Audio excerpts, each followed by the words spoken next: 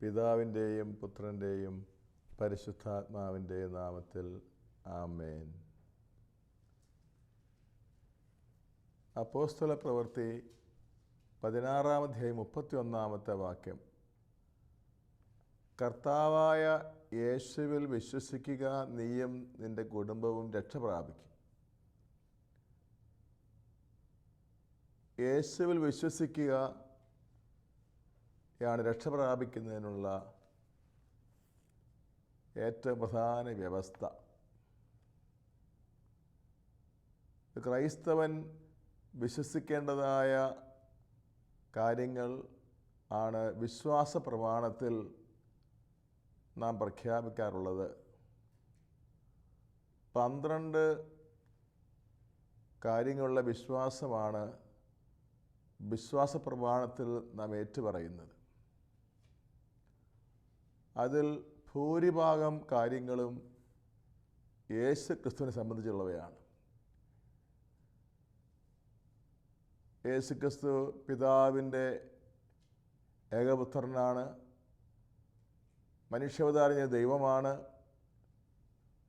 പാടുപെടലേറ്റ് മരിച്ചവനാണ്, മരിച്ചവരിൽ ഉയർത്തവനാണ്, സ്വർഗത്തിലേക്ക് ആരോഹണം ചെയ്തവനാണ്, എല്ലാവരെയും വിധിക്കാൻ വീണ്ടും വരുവാനിരിക്കുന്നവനാണ്. ചുരുക്കത്തിൽ വിശ്വാസ പ്രമാണത്തിൻ്റെ പ്രധാന വിഷയം യേശുക്രിസ്തുവാണ്.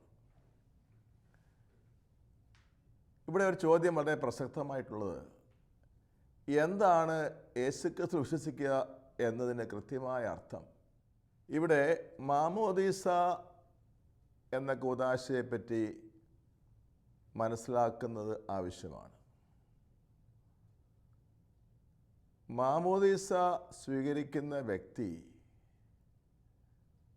യേശുക്രിസ്തുവിലുള്ള വിശ്വാസം പ്രകടിപ്പിക്കുകയാണ് ചെയ്യുന്നത്. എന്താണ് മാമോദീസയിൽ സംഭവിക്കുന്നത്? സീറോ മലബാർ റീത്തിലുള്ള മാമോദീസയ്ക്ക് ജ്ഞാനസ്നാനാർത്ഥിയെ ദേവാലയത്തിലേക്ക് കൊണ്ടുവരുമ്പോൾ സഭയ്ക്ക് വേണ്ടി കാർമ്മികൻ 3 ചോദ്യങ്ങൾ ചോദിക്കും. ഒന്നാമത്തേത്, പിശാചിനെയും അവൻ്റെ സകല പ്രവർത്തനങ്ങളെയും നീ ഉപേക്ഷിക്കുന്നു. രണ്ടാമത്തെ ചോദ്യം, പാപവും പാപഹേതുക്കളും നീ ഉപേക്ഷിക്കുന്നു. മൂന്നാമത്തേത്, യേശുവിനെ ദൈവമായി സ്വീകരിക്കുന്നു, അഥവാ യേശുവിനെ രക്ഷകനും നാഥനുമായി കൈക്കൊള്ളുന്നു. യേശുക്രിസ്തു വിശ്വസിക്കുക എന്നതിനർത്ഥം പാപജീവിതത്തോട് പൂർണ്ണമായും വിട പറയുക എന്നാണ്. ജ്ഞാനസ്നാനം സ്വീകരിച്ച വ്യക്തി യേശുക്രിസ്തുവിന് തന്നെ പൂർണ്ണമായി അർപ്പിക്കുകയാണ്. പാപം ഉപേക്ഷിക്കുക, പാപഹേതുക്കൾ ഉപേക്ഷിക്കുക എന്നതിനോട് ചേർന്ന് പോകുന്ന മറ്റൊരു കാര്യം ലോക അരൂപി തന്നെ ഉപേക്ഷിക്കുക എന്നതാണ്. പൗലോസ് അപ്പോസ്തലൻ അതേപ്പറ്റി റോമാലേഖനം 12-ാം അധ്യായത്തിൽ ഉപദേശിക്കുകയാണ്, നിങ്ങൾ ഈ ലോകത്തിന് അനുരൂപരാകരുത്, പ്രത്യുത നിങ്ങളുടെ മനസ്സിൻ്റെ നവീകരണം വഴി രൂപാന്തരപ്പെടുവിൻ. ലോകത്തിലേക്കും ലോകകാര്യങ്ങളിലേക്കും ചാഞ്ഞിരിക്കുന്ന മനസ്സ് യേശുക്രിസ്തുവിലേക്ക് തിരിയുക എന്നതാണ് മാനസാന്തരം എന്ന് പറയുന്ന അർത്ഥം. ലോകത്തെ ഉപേക്ഷിക്കാനല്ല, ലോകത്തിൽ നിന്ന് ഒളിച്ചോടാനുമല്ല, ലോകത്ത് തന്നെ ജീവിച്ചുകൊണ്ട് ലോകത്തിൻ്റേത് ആകാതിരിക്കുക. അപ്പോൾ മാനസാന്തരപ്പെടുക, ലോകത്തിൻ്റെ ശൈലിയും രീതിയും ഉപേക്ഷിക്കുക, ലോകത്തിൻ്റെ മൂല്യങ്ങൾ ഉപേക്ഷിക്കുക, യേശുവിൻ്റെ മൂല്യങ്ങൾ ജീവിത പ്രമാണങ്ങളാക്കുക. ഇതിനൊക്കെയാണ് മാനസാന്തരപ്പെടുക എന്ന് പറയുന്ന അർത്ഥം. 30 വയസ്സ് വരെ ജ്ഞാനസ്നാനമേൽക്കാതെ കഴിഞ്ഞിരുന്ന അഗസ്റ്റിൻ ജ്ഞാനസ്നാനത്തിലൂടെ സമ്പൂർണ്ണ പരിവർത്തനത്തിലേക്ക് വന്നു. അധാർമികമായ കുത്തഴിഞ്ഞ ജീവിതം നിരന്തരമായി നയിച്ചിരുന്ന അഗസ്റ്റിൻ വിശുദ്ധരിൽ അഗ്രഗണ്യനായി രൂപാന്തരപ്പെട്ടു. മഗ്ദലന മേരിയുടെ കഥയും അങ്ങനെ തന്നെ. പാപത്തിന് അടിമപ്പെട്ട ജീവിതം യേശുക്രിസ്തുവിനെ കണ്ടുമുട്ടിയതോടെ അവനിൽ വിശ്വസിച്ചതിലൂടെയും വിശുദ്ധിയുടെ പൂർണ്ണതയിലേക്ക് അവളെത്തി. അപ്പോൾ യേശുക്രിസ്തു വിശ്വസിക്കുക എന്നതിന് ഏറ്റവും ഒന്നാമത്തെ അർത്ഥം പാപജീവിതം ഉപേക്ഷിച്ച് മാനസാന്തരപ്പെട്ട് ദൈവിക മാർഗത്തിൽ ജീവിക്കുക എന്നതാണ്. രണ്ടാമത്തെ അർത്ഥം യേശുക്രിസ്തുവുമായി അടുപ്പത്തിലാകുക എന്നാണ്. യേശു വിശ്വസിക്കുക എന്നതിനർത്ഥം യേശുക്രിസ്തുവുമായി അടുപ്പത്തിലാകുക. കത്തോലിക്കാ സഭയുടെ മതബോധന ഗ്രന്ഥം 150 ഖണ്ഡികയിൽ ഇപ്രകാരം പഠിപ്പിച്ചിരിക്കുകയാണ്: വിശ്വാസമെന്നത് മനുഷ്യന് ദൈവത്തോടുള്ള വ്യക്തിപരമായ അടുപ്പമാണ്. യേശുക്രിസ്തുവിൽ വിശ്വസിക്കാൻ തുടങ്ങുന്ന ഒരു വ്യക്തിക്ക് ആ വ്യക്തിയുടെ ജീവിതത്തിൻ്റെ കേന്ദ്രം യേശുക്രിസ്തുവായിട്ട് മാറും. മറ്റെല്ലാ കാര്യങ്ങളോടുള്ള അടുപ്പം കുറയും. ആ വ്യക്തിയുടെ അന്വേഷണവും ആ വ്യക്തിയുടെ പഠനവും എല്ലാം യേശുക്രിസ്തുവിനെ പറ്റിയാകും. മാനസാന്തരപ്പെട്ട പൗലോസ് തൻ്റെ ജീവിതാനുഭവത്തിൽ നിന്ന് പറയുകയാണ്: നിങ്ങളുടെ ഇടയിൽ യേശുക്രിസ്തുവിനെ, അതും ക്രൂശിതനെ അല്ലാതെ ഒന്നും ഞാൻ അറിയേണ്ടതില്ലെന്ന് തീരുമാനിച്ചു. യേശുക്രിസ്തുവിനെ പറ്റി ലജ്ജിക്കുക മാത്രമല്ല, അവൻ്റെ നാമത്തിൽ വിശ്വസിക്കുന്നവരെ എല്ലാം വകവരുത്താൻ സർവ കഴിവുകളും ഉപയോഗിച്ച് പ്രയത്നിച്ച സാവൂൾ യേശു വിശ്വസിച്ചതോടുകൂടെ യേശു അവൻ്റെ പരമാനന്ദ വിഷയമായി. യേശുവിനെ അറിയാൻ വേണ്ടി നേട്ടമായിരുന്നതെല്ലാം ഉച്ഛിഷ്ടം പോലെ വലിച്ചെറിയുന്നുവെന്ന് ധീരതയോടെ അവൻ പ്രഖ്യാപിച്ചു. യേശുക്രിസ്തു വിശ്വസിക്കുക എന്നത് യേശുവുമായി അടുപ്പത്തിലാകുക എന്ന് നാം പറയുകയുണ്ടായി. ഏതുതരം അടുപ്പമാണത്? കൊരിന്ത്യർക്ക് 2-ാം ലേഖനത്തിൽ പൗലോസ് അപ്പോസ്തലൻ ആ അടുപ്പത്തിൻ്റെ പ്രത്യേകത വ്യക്തമാക്കുന്നുണ്ട്. 2 കൊരിന്ത്യർ അധ്യായം 11 വാക്യം 2: എനിക്ക് നിങ്ങളോട് ദൈവികമായ അസൂയ തോന്നുന്നു. എന്തെന്നാൽ നിർമ്മലയായ വധുവിനെ അവളുടെ ഭർത്താവിനെന്ന പോലെ നിങ്ങളെ ക്രിസ്തുവിന് സമർപ്പിക്കേണ്ടതിന് അവനുമായി നിങ്ങളുടെ വിവാഹ നിശ്ചയം ഞാൻ നടത്തി. ജ്ഞാനസ്നാനം വഴി യേശുക്രിസ്തുവിൽ ഉള്ള വിശ്വാസത്തിലേക്ക് വരുന്ന വ്യക്തി ഒരു വിവാഹ ബന്ധത്തിലേർപ്പെടുകയാണ്.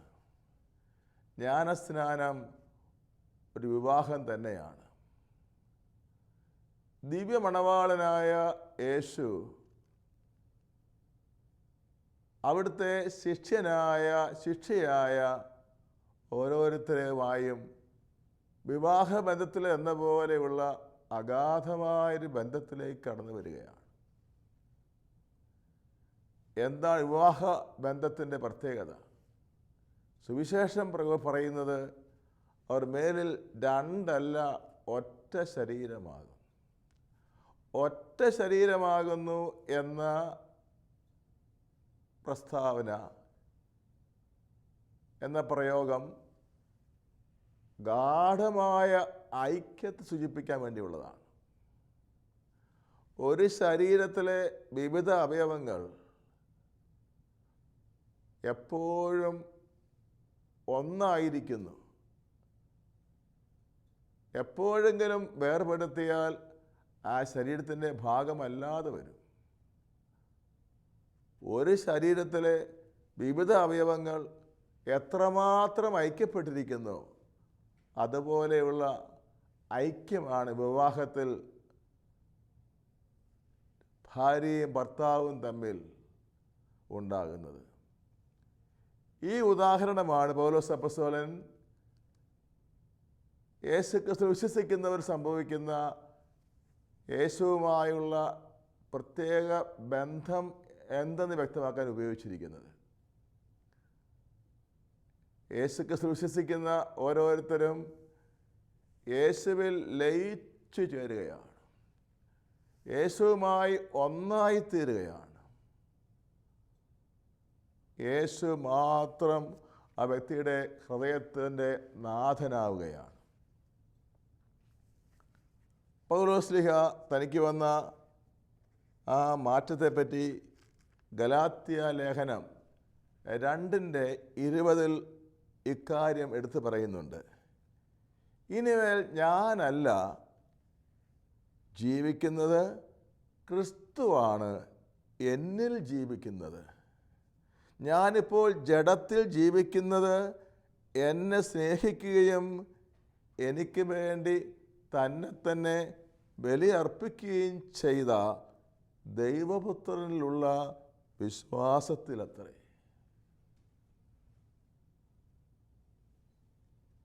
എന്നെ സ്നേഹിക്കുകയും എനിക്ക് വേണ്ടി തന്നെ തന്നെ ബലിയർപ്പിക്കുകയും ചെയ്ത ദൈവപുത്രനിലുള്ള വിശ്വാസത്തിലത്രേ ഇനിമേൽ ഞാൻ ജീവിക്കുന്നത്.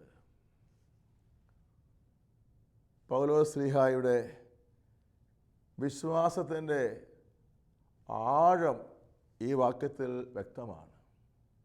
വിശ്വസിക്കുക എന്നത് ബുദ്ധി കൊണ്ട് ചില നിത്യസത്യങ്ങളെ അംഗീകരിക്കൽ മാത്രമല്ല, മറിച്ച് ആ സത്യങ്ങളുടെ എല്ലാം ഉറവിടവും കേന്ദ്രവുമായ ദൈവത്തോട്, യേശുക്രിസ്തുവിനോട് ഒരു വ്യക്തി പൂർണ്ണമായും ലയിച്ചു ചേരൽ ആണ്.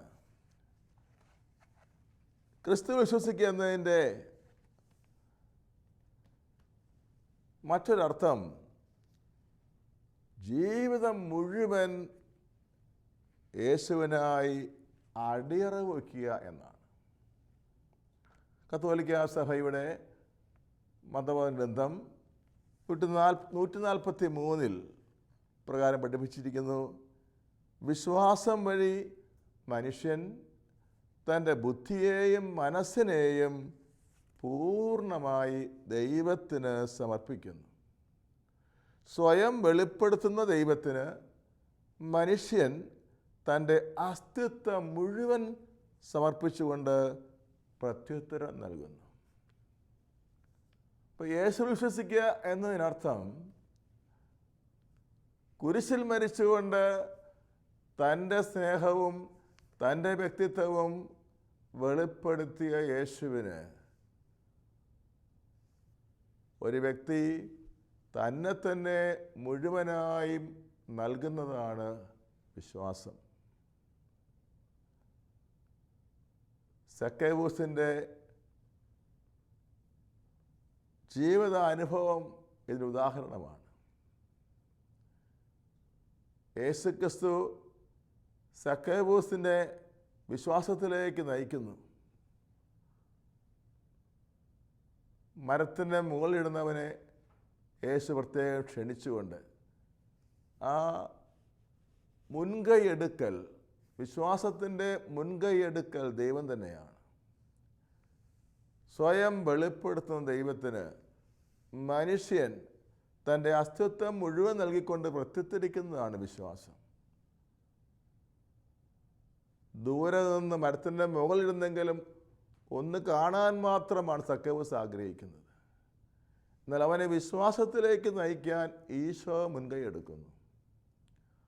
അവൻ അപേക്ഷിക്കാതെ തന്നെ അവൻ്റെ വീട്ടിലേക്ക് ചെല്ലുമെന്ന് ഈശോ പറയുന്നു.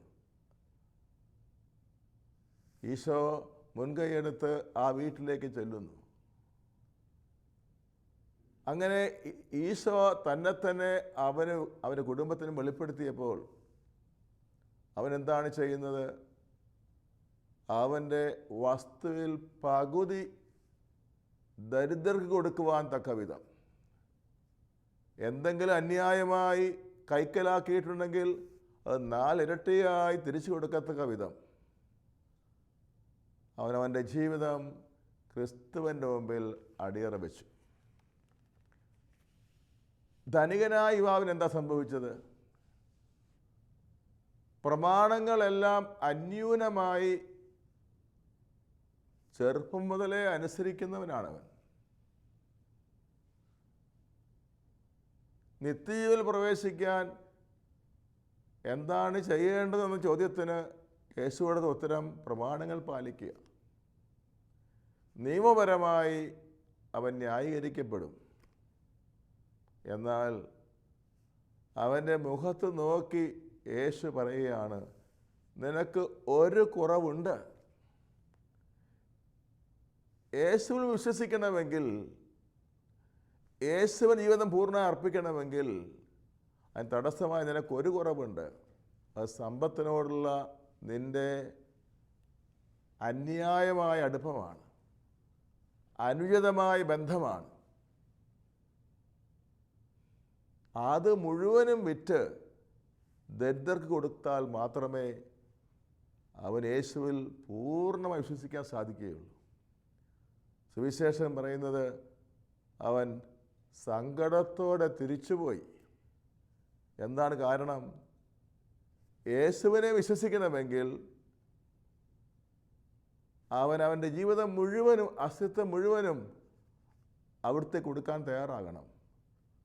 അതിനുള്ള അവൻ്റെ തടസ്സം സമ്പത്തിനോടുള്ളവൻ്റെ അടിമത്ത സ്നേഹമാണ്. അത് ഉപേക്ഷിക്കാൻ തയ്യാറാകാതിരുന്നത് കൊണ്ട് അവന് യേശുവിനെ വിശ്വസിക്കാൻ, യേശുവിനെ പിഞ്ചെല്ലാൻ സാധിക്കാതെ തിരിച്ചു പോകേണ്ടി വന്നു. യേശുക്രിസ്തു വിശ്വസിക്കുക എന്നതിൻ്റെ മറ്റൊരർത്ഥം യേശുവിന് വേണ്ടി പ്രവർത്തിക്കുന്നവരാകുക എന്നാണ്. നമ്മുടെ ഓരോരുത്തരുടെയും അനുദിന സമയക്രമവും പ്രവർത്തന രീതികളും പരിശോധിച്ചാൽ നമുക്ക് വേഗം മനസ്സിലാകും നമ്മൾ പ്രവർത്തിക്കുന്നത് നമുക്ക് വേണ്ടിയാണ്. നമ്മുടെ ജീവിതത്തെപ്പറ്റി നമുക്കുള്ള ചില ലക്ഷ്യങ്ങളുണ്ട്, നമുക്കൊരു ടാർഗറ്റുണ്ട്. ഈ ലോകത്തിലെ പല കാര്യങ്ങളും നേടുവാനാണ് പ്രധാനമായും ആ ടാർഗറ്റ്. അത് പ്രാപിച്ചെടുക്കാൻ വേണ്ടി നമ്മുടെ എല്ലാ കഴിവും, നമ്മുടെ എല്ലാ ബുദ്ധിശക്തിയും, നമ്മുടെ മുഴുവൻ സമയവും, നമ്മുടെ എല്ലാ ആരോഗ്യവും നമ്മൾ ഉപയോഗിക്കുന്നു. എന്നാൽ യേശു ക്രിസ്തുവിൽ വിശ്വസിക്കുന്ന വ്യക്തിക്ക് എല്ലാം നേരെ തിരിച്ചാകും. ആ വ്യക്തിയുടെ ടാർഗറ്റ് യേശു ക്രിസ്തുവിൻ്റെ ടാർഗറ്റായിട്ട് മാറും. ഇതാണ് സമരിയാക്കാരി സ്ത്രീയിൽ നമ്മൾ സ്പഷ്ടമായി കാണുന്നത്.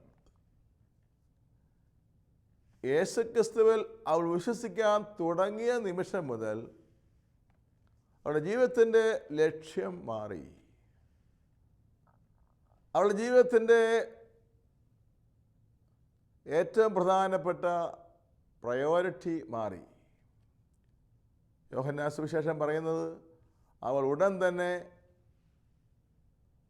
അവൾ കൊണ്ടുവന്ന കുടം അവിടെ ഇട്ടിട്ട് പട്ടണത്തിലേക്ക് പോയി അവിടെ ഉള്ളവരെല്ലാം യേശുക്രിസ്തുവിലേക്ക് കൊണ്ടുവരാൻ ശ്രമിച്ചു.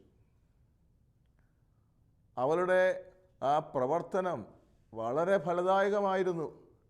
അതിനാൽ നഗരവാസികൾ മുഴുവനും ഒന്നടങ്കം യേശുക്രിസ്തുവിലേക്ക് വരികയും യേശുവിൻ്റെ വചനം ശ്രവിച്ചവർ അവിടുത്തെ വാക്കുകളിൽ ആകൃഷ്ടരായി 2 ദിവസം അവരോടുകൂടെ താമസിക്കാൻ ഈശോയോട് ആവശ്യപ്പെടുകയും ചെയ്തു. അതിനുശേഷം ആ നഗരവാസികൾക്ക് വന്ന മാറ്റവും അത്ഭുതകരമാണ്. സമരിയാക്കാരിയുടെ മുൻകൈയെടുക്കൽ മൂലം ആ നഗരവാസികളെല്ലാവരും യേശു ലോകരക്ഷകനാണെന്ന് ബോധ്യപ്പെട്ടുവെന്ന് അവർ തന്നെ ആ സ്ത്രീയോട് പറയുകയും ചെയ്തു. അപ്പോൾ യേശു ക്രിസ്തു വിശ്വസിക്കുക എന്നതിനർത്ഥം നമ്മുടെ എല്ലാ പ്രവർത്തികളുടെയും ലക്ഷ്യം യേശുവിനെ പ്രഘോഷിക്കൽ ആക്കണം. അതുവരെയും നമ്മൾ യേശു വിശ്വസിക്കുന്നവരായി മാറിയിട്ടില്ല. യേശു ക്രിസ്തുവിനെ എല്ലാവർക്കും പകർന്നു കൊടുക്കാൻ, എല്ലായിടത്തും ഏറ്റുപറയാൻ ഒരു അഭിവാഞ്ച നമ്മുടെ ഉള്ളിൽ ജ്വലിക്കുമ്പോൾ നമുക്ക് മനസ്സിലാക്കാം നാം യേശു ക്രിസ്തുവിൽ വിശ്വസിക്കാൻ തുടങ്ങിയിരിക്കുന്നു. അത് നമ്മളില്ല എങ്കിൽ, നാം നമ്മുടെ സ്വന്തം ഭൗതികവും ആത്മീയവുമായ കാര്യങ്ങൾ മാത്രമാണ് ശ്രദ്ധിക്കുന്നതെങ്കിൽ, മറ്റുള്ളവർ രക്ഷയെപ്പറ്റി നമ്മുടെ ഉള്ളിൽ തീക്ഷ്ണത ഇല്ല എങ്കിൽ, സ്പഷ്ടമായ തെളിവാണ് നാം നമ്മുടെ വിശ്വാസത്തിൽ പൂർണ്ണരായിട്ടില്ല. നമ്മുടെ വിശ്വാസം നാം വളരുമ്പോഴും പൂർണ്ണതയിലേക്ക് ഉയരുമ്പോഴും എല്ലാവരും രക്ഷയ്ക്ക് വേണ്ടിയുള്ള തീവ്രമായ പ്രവർത്തനങ്ങളിലേക്ക് നാം സ്വഭാവേന ആകൃഷ്ടരാകും. നമുക്ക് പ്രാർത്ഥിക്കാം. കർത്താവായ യേശുവേ, അങ്ങയിൽ വിശ്വസിക്കുവാൻ ഭാഗ്യം ലഭിച്ച് ഞങ്ങൾ നന്ദി പറയുന്നു. അങ്ങയുടെ വിശ്വാസത്തിൻ്റെ വ്യത്യസ്ത അർത്ഥതലങ്ങൾ ഞങ്ങൾ മനസ്സിലാക്കുന്നു. പാപത്തോട് പൂർണ്ണമായി വിട പറഞ്ഞും ലോകത്തിൻ്റെ ജീവിത ശൈലികൾ ഉപേക്ഷിച്ചും സുവിശേഷത്തിന് അനുസൃതമായ ജീവിതം നയിക്കണമെന്നും, യേശുവേ, അങ്ങയുമായി പ്രാർത്ഥനാ ജീവിതം വഴി ഗാഢമായ അടുപ്പത്തിൽ ആകണമെന്നും, നാഥ, ഞങ്ങളുടെ ജീവിതം മുഴുവനും എല്ലാ അർത്ഥത്തിലും, അതിൻ്റെ പൂർണ്ണമായ അർത്ഥത്തിലും അങ്ങേക്ക് അടിയറ വയ്ക്കണമെന്നും, ഞങ്ങളുടെ ജീവിതത്തിൻ്റെ മുൻഗണന സുവിശേഷ വേല ചെയ്യലാക്കണമെന്നും അങ്ങ് ഞങ്ങളെ പഠിപ്പിച്ചുവല്ലോ. നന്ദി പറയുന്നു നാഥ. അങ്ങനെ പ്രവർത്തിച്ച് ഞങ്ങളുടെ വിശ്വാസത്തിൽ വളരുവാനും പൂർണ്ണതയിലേക്ക് എത്തുവാനും ഞങ്ങളെ അനുഗ്രഹിക്കണമേ എന്ന് നിങ്ങൾ പ്രാർത്ഥിക്കുന്നു. ആമേൻ.